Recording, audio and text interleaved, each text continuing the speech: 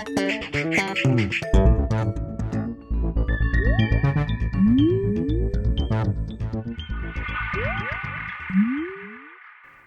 everyone and welcome to The Vortex, where lies and falsehoods are trapped and exposed. I'm Michael Voris. Well, we certainly seem to have hit a nerve with the recent Vortex episodes about contraception and its link to abortion. Not only have a number of people sent us supporting, at last someone saying it like it is type emails, but we've also heard from people in the church that contraception is the third rail issue in parish life. The third rail, by the way, is a reference to trains. There are two rails that the trains run on, and the third rail is that one charged with electricity that supplies the power. Touch that rail and you die. Hence the expression in politics, the third rail ends your political career.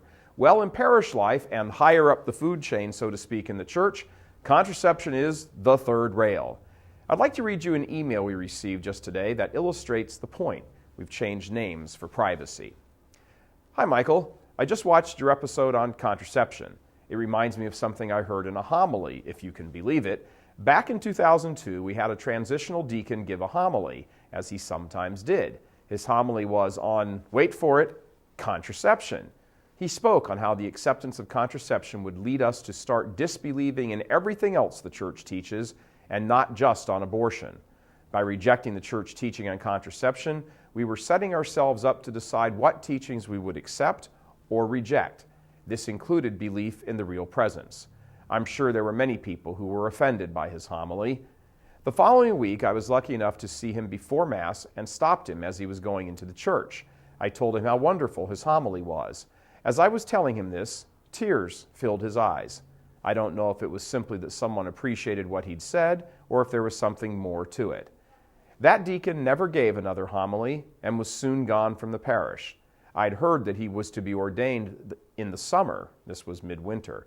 I found it strange that he was not heard from again and wonder if the fairly liberal bishop had run roughshod over him for what he'd said. Our pastor in all these years has never mentioned abortion, contraception, or the real presence. He has at least touched on confession. He's not the worst to be sure, but I think he goes along to get along. I believe, as you stated, that the contraception issue is the third rail in the diocese, even in some of the good ones like ours. It's a crying shame. Keep up the good work. Bob. The Catholic Church cannot have third rail issues. The truth and only the truth can be proclaimed as such, and there can never be fear in proclaiming that truth.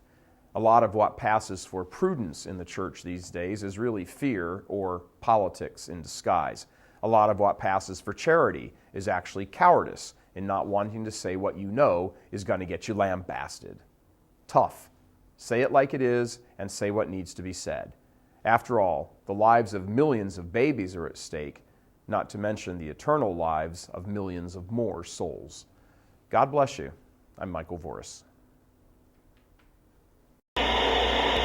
Please help us keep delivering these kinds of messages that so desperately need to be heard and acted on. Join RealCatholicTV.com today as a premium subscriber. Become immersed in the faith established by Jesus Christ. The Catholic Church is the only hope against evil because that is its God-given mission. As our Lord said, apart from me, you can do nothing. Join RealCatholicTV.com today as a premium subscriber and come to learn and love Christ more deeply.